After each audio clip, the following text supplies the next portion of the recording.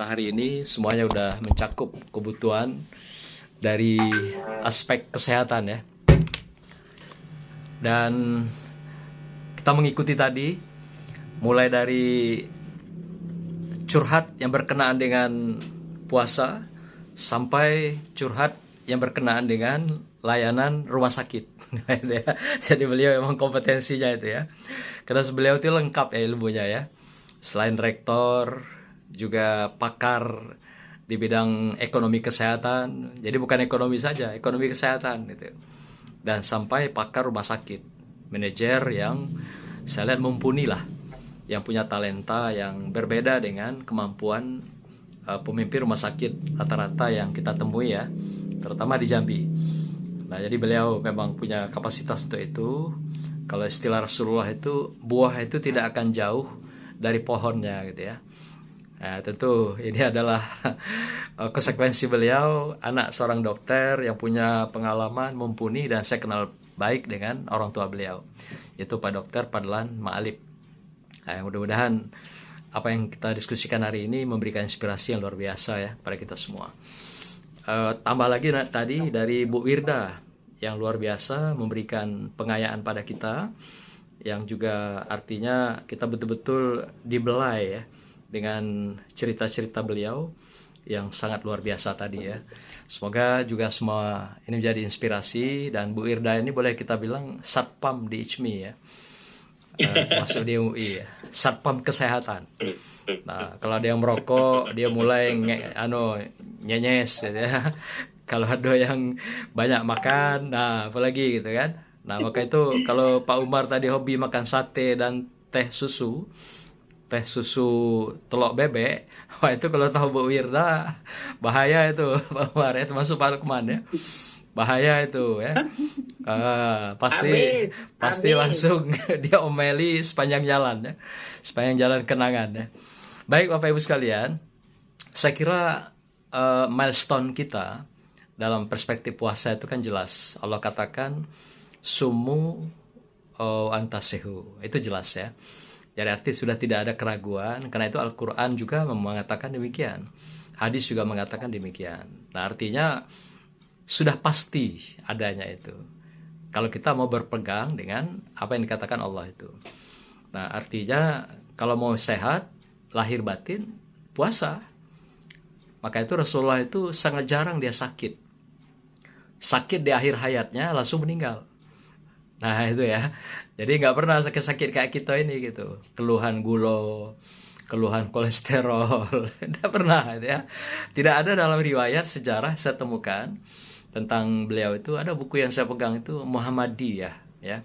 Muhammadiyah itu adalah tentang kisah-kisah perilaku hidup Rasulullah yang sehat itu. Dan di situ rinci sekali semua apa yang dia lakukan, mulai dari bangun tidur sampai tidur lagi, itu Rasulullah diatur di sana. Sampai pola makan, pola minum gitu. Lengkap sekali buku itu.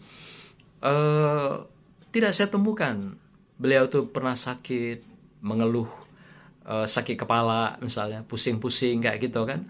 Apalagi bulan tua gitu ya. Itu kan mulailah sakit kepala. Nah Rasulullah nggak pernah itu.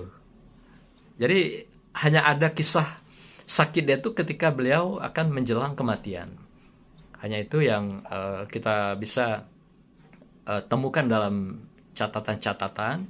Demikian juga dalam sejarah sirah nabawiyah. Tidak ketemu ya sakit-sakit beliau. Nah, oleh karena itu Bapak Ibu sekalian, beliau adalah orang yang sehat. Sehat tentu bugar dan plus apa? Perkasa. Nah, ini yang luar biasa sebenarnya ya. Jadi tidak saja sehat, tapi juga bugar, perkasanya itu yang perlu digarisbawahi. Ternyata dengan puasa yang dilakukan itu saya menemukan beberapa hadis, baik itu dari Bukhari, Muslim, hadis-hadis sahih itu. Beliau punya kemampuan dengan berpuasa itu sampai meningkat ratusan kali kekuatan dia itu, powerful dia, dibandingkan dengan manusia biasa yang lain. Nah, maka itu Rasulullah adalah orang yang paling banyak berpuasa. Bukan saja puasa Senin Kamisnya, tapi hari-hari pun dia berpuasa. Maka itu dalam sejarah itu kita sering menemukan misalnya perut itu diganjal dengan batu. diikat gitu. Supaya apa itu? Menahan laparnya itu gitu. Nah, sampai begitu dia memperlakukan dirinya. Tapi setelah dia berbuka malam hari, dia menjadi orang yang powerful luar biasa. Powerful luar biasa, dan semua potensi dia itu meningkat. Potensi menghafalnya, potensi dia kecerdasannya, sampai potensi seksualnya gitu. Nah, itu saya katakan tadi, powerful itu sampai ke sana gitu. Itu hadis yang bicara banyak ya, bukan kata saya ya. Nanti Anda bisa temukan, dalam tulisan saya tulis ada berapa hadis itu, dan berapa kekuatan beliau dilipat gandakan dengan korelasi berpuasa itu. Luar biasa. Itu sampai ratusan, bahkan ada satu hadis mengatakan sampai ribuan kali powerful seorang Rasulullah dengan kontribusi dia berpuasa itu. Jadi bukan saja sehat lahir batin, tapi juga kecerdasannya yang luar biasa, daya ingat, daya hafal yang luar biasa. Ternyata demikian. Jadi kalau Bapak Ibu ingin menghafal, menjadi penghafal tingkat tinggi, maka puasa inilah salah satu solusi. Maka itu pesantren mengambil jalan, ada pesantren itu makan sekali sehari gitu. Terutama pesantren penghafal Quran. Bukan mereka nggak mau ngasih makan, tapi mempercepat, mempertinggi power kognitif seseorang itu, daya hafalnya gitu. Nah, kita ini kan makan kadang 5 kali sehari, mana bisa ngapal gitu kan? Sudah makan lalok lagi kan, bekaruh lagi kan itu kan. Sikit-sikit makan. Tiada hari tanpa makan kita kan. Nah, ternyata kalau ingin jadi orang yang power, harus banyak berpuasa. Minimal puasa Nabi kita, Rasulullah, atau juga puasa Nabi Daud, selang-seling gitu. Nah, apalagi Yanti, kalau mau berpuasa luar biasa ini ya. Tambah lagi dengan penampilan hari ini Yanti, wah itu kan kayak gadis desa itu kan. Tambah dengan puasa, wah itu luar biasa powerfulnya itu nanti. Gadis dusun. Nah, gadis dusun. Pertahankanlah itu ya. Nah, saya mencoba mengungkap berapa korelasi kontribusi dengan berpuasa itu terhadap powerful seseorang dalam kehidupan kemanusiaannya. Saya ambil dari jurnal Islamic Medicine, jurnal Nutrition dan Metabolism, jurnal internasional ini yang bereputasi ya. Ada 9 hal dia temukan kontribusi dari puasa itu yang bisa memberikan powerful kepada manusia. Nah, pertama, memberikan fokus pada konsentrasi yang tinggi. Itu meningkat sampai 40% ketika orang berpuasa. Maka itu wajar saja kalau orang bisa menghafal, itu lebih tinggi daya ingatnya dengan berpuasa itu. Ternyata para sufi itu memang dia menekuni puasa itu. Sufi dengan zuhudnya itu dia tidak pernah lewat dari berpuasa itu. Saya pernah menemukan kisah seorang sufi yang bernama Abu Bakar Sibli. Dia itu berpuasa selama 30 tahun, tiap hari. Nah, tapi tahu nggak, kemampuan dia berpuasa begitu, dia mampu menamatkan Al-Quran sampai 13.000 kali. Gila gak? 13.000 kali. Itu dalam keadaan berpuasa dia lakukan itu. Sehingga powerful dia bisa, kognisinya luar biasa gitu. Tapi medis hanya menemukan 40%. Ternyata artinya kekuatan spiritual itu lebih kuat yang mendorong seseorang menjadi power di dalam kehidupan dia gitu. Jadi nanti Anda boleh buka itu Sibli itu 30 tahun dia selama berpuasa, lama sekali. Sampai 13.000 kali. Berapa kali sehari dia hatam Quran kalau gitu ya. Jadi dia hatam itu dalam sholat. Sholat itu yang bahwa dia konsen begitu tinggi. Dia hidup pada abad ketiga ya, tahun 200-an. Murid daripada Al-Junaid Baghdadi ya. Murid besar dia, menjadi sufi juga yang terkenal. Yang kedua, kontribusi dari korelasi berpuasa ini kita temukan juga pada aspek lain, seperti kecerdasan nalar, rasionalitas, logika kita akan pertama meningkat minimal 25%, bisa lebih. Kemampuan kita bernalar, berasio, kemudian mengembangkan metode-metode berpikir ilmiah itu akan dibuka. Ternyata cakrawala kognitif kita itu lebih luas.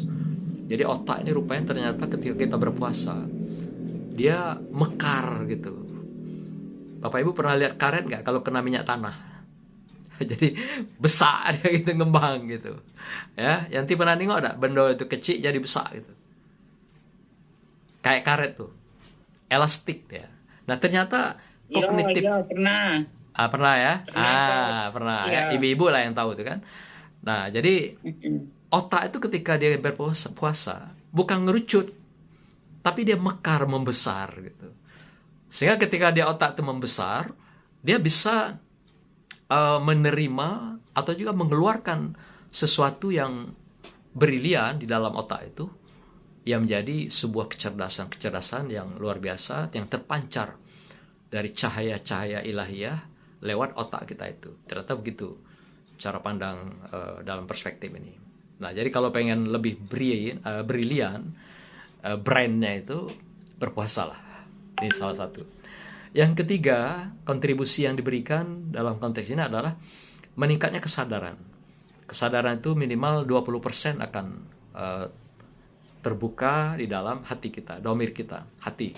Kalau tadi brain ya, di otak. Nah, ini kesadaran kita akan meningkat minimal 20% ketika kita berpuasa. Jadi kalau kita berpuasa, kecil kemungkinan kita terdorong untuk melakukan kejahatan. Itu jelas kan gitu kan. Ketika kejahatan itu terbentengi oleh puasa, maka disitulah kesadaran muncul. Maka itu Rasulullah mengatakan, asyam junnah. Puasa itu adalah perisai. Nah, ternyata ini kuncinya di situ. Jadi apa yang dikatakan ditemukan oleh pakar-pakar saintifik ini, ternyata semua terbukti ya. Nah, kemudian apa lagi yang bisa diberikan dengan berpuasa? Yaitu joy dan enjoy, kebahagiaan. Joy itu adalah bahagia yang sifatnya individualistik, sedangkan enjoy itu adalah dalam perspektif komunal. Nah, Yanti misalnya dalam kelompok selalu membuat orang bahagia. Bayangkan yang dalam keadaan tidak puasa, dia bisa bikin orang bahagia. Apalagi puasa. Gitu kan? Kalau sedang tidak puasa, mungkin bahagia dalam kebocoran. Mungkin ketika puasa bahagia tanpa bocor gitu kan. Nah, jadi lebih rasionalistik gitu ya, lebih positivistik dan sebagainya. Dia bisa memberikan 30% kebahagiaan seseorang ketika dia berpuasa. Jadi orang yang rutin berpuasa, dia yang lebih mungkin mendapatkan joy dan enjoy itu atau kebahagiaan itu dalam hidupnya. Jadi kalau konsep kota Jambi misalnya kota bahagia, ajak masyarakatnya puasa aja gitu. Itu lebih cepat mencapai kebahagiaan itu ketimbang slogan bahagianya gitu kan. Kalau enggak ya begini-gini aja terus gitu kan. Tapi tidak memberikan kontribusi kebahagiaan. Suruh puasa. Dia memberikan kontribusi minimal 30% untuk suasana joy dan enjoy dalam kehidupan seorang. Yang berikutnya adalah kelima, ketenangan kedamaian. Kalau dalam Islam itu namanya sakinah. Itu tinggi sekali, sampai 50%. Jadi orang berpuasa itu ketenangan dan kedamaiannya sampai 50%. Jadi kalau orang sedang resah gelisah, dibawa ke kafe, kalau istilah Pak Pelius tadi, makan gulo lagi gitu kan. Itu bukan malah bawa ketenangan. Itu malah bawa kegelisahan baru, resah gelisah baru gitu. Ternyata puasa yang membawa orang bisa bawa tenang itu. Karena nafsu dijinakkan. Keinginan-keinginan liar dijinakkan. Pikiran-pikiran kotor dijinakkan. Hati yang iri, dengki, busuk, semua dijinakkan. Itu ternyata yang membuat kita menjadi tenang gitu. Jadi ibaratkan riak gelombang, gelombang itu dijinakkan. Sehingga tidak lagi kelihatan gelombang pasang yang besar menghanyutkan setiap orang di lautan. Ternyata begitu, dahsyatnya gelombang dalam diri kita itu yang melanda kehidupan seseorang. Yang keenam, apa yang diberikan? Kebugaran fisik. Itu meningkat sampai minimal 20%, minimal. Fisik akan sehat. Jadi kalau tadi misalnya, kan di situ ada detox, racun-racun yang dikeluarkan. Rasulullah adalah manusia yang bersih daripada toksin. Jadi tidak ada racun dalam dirinya itu, baik racun fisik maupun juga racun yang sifatnya batin. Beliau memang bersih dalam hal itu. Kalau kita ingin membersihkan toksin, juga kalau dalam kesehatan dikatakan menghidupkan sel-sel yang mati, saraf-saraf yang mati adalah dengan berpuasa. Yang ketujuh ditemukan adalah kebugaran dari segi apa ini, kebugaran dalam merespon ya, kecepatan, ketepatan, presisi lah istilah gitu.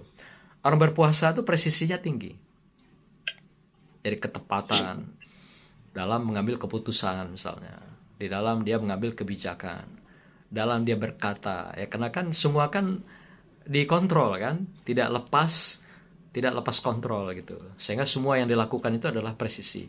Ini besar sekali, memberikan kontribusi sampai 45% dalam diri seseorang. Jadi kalau Anda ingin presisi dalam hidup, maka puasa inilah yang bisa menjadi satu pegangan kita untuk bisa sampai puncak presisi itu. Yang kedelapan ada lagi memberikan power sex. Nah, ini ternyata ya, itu dikatakan tadi hadis yang terkait Rasulullah itu. Berapa persen power sex yang diberikan dalam kontribusi berpuasa ini? Ternyata 50%. Jadi dari 7 item tadi itu kan paling tinggi 45%. Tetapi pada power sex yang diberikan yang berpuasa itu 50%, Bapak Ibu sekalian. Tertinggi itu.